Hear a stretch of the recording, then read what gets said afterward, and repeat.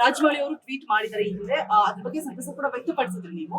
And ಏನಾಗ್ತಾ ಇದೆ ಅಂತ ಅಂದ್ರೆ 2 years ಗೆ ಒಂದ್ ಸಿನಿಮಾ ಬರ್ತಾ ಇದೆ ದೊಡ್ಡ ದೊಡ್ಡ ಸ್ಟಾರ್ಗಳದ್ದು. ಸೊ ಇದರಿಂದಾಗಿ ಕನ್ನಡ ಇಂಡಸ್ಟ್ರಿಗೆ ಹಿನ್ನಡೆ ಆಗುತ್ತಾ ಅಂತ ಹೇಳ್ಬಿಟ್ಟು ಕನ್ನಡ ಚಿತ್ರರಂಗಕ್ಕೆ ಒಂದು ಉದ್ಧಾರ ಆಗ್ಬೇಕಾದ್ರೆ ಏನ್ ನಡಿಬೇಕು ಅಂತ ನಿನ್ನೆ ಪ್ರೆಸ್ ಮೀಟ್ ಅಲ್ಲಿ ತುಂಬಾ ಚೆನ್ನಾಗಿ ಹೇಳಿದ್ವಿ. ಫಸ್ಟ್ ಅದನ್ನ ಫಾಲೋ ಮಾಡೋಣ.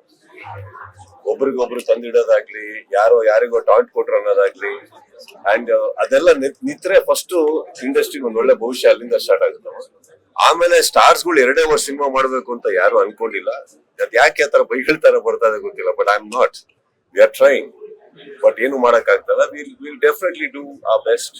ಅಂಡ್ ಇಂಡಸ್ಟ್ರಿಯಲ್ಲಿ ನಾವು ಮಾಡಿಲ್ಲ ಅಂದ್ರೆ ಬರಲ್ಲ ಅಂತ ಇಲ್ಲ. ಬಟ್ ಹೊಸೊಬ್ರುಗಳು ಸಿನಿಮಾ ನೀವು ನೋಡಕ್ ಹೋದ್ರು ನನ್ನ ಅನಿಸಿಕೆಯಲ್ಲಿ ತುಂಬಾ ಒಳ್ಳೊಳ್ಳೆ ಸಿನಿಮಾಗಳು ಬರ್ತಾ ಇದಾವೆ. ತುಂಬಾ ಒಳ್ಳೊಳ್ಳೆ ಕಥೆಗಳು ಮಾಡಿದ್ದಾರೆ. ಅವ್ರದ್ದೆಲ್ಲ ಸಿನಿಮಾ ಹೋದ್ರೇನೆ ಇಂಡಸ್ಟ್ರಿ.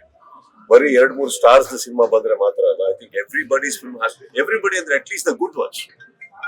ಒಳ್ಳೊಳ್ಳೆ ಸಿನಿಮಾ ಹೊಸಬ್ರು ಬಂದಿಲ್ಲ ಅಂತ ಖಂಡಿತ ಅಲ್ಲ. ಏನೋ ಗೊತ್ತಿಲ್ಲ, ಇಲ್ಲಿ ಜನಗಳಿಂದ ನಾವು ಪ್ರೋತ್ಸಾಹ ಬರಬೇಕು ಕನ್ನಡ ಚಿತ್ರಗಳಿಗೆ ಅಂತ ನಾನು I think industry will survive.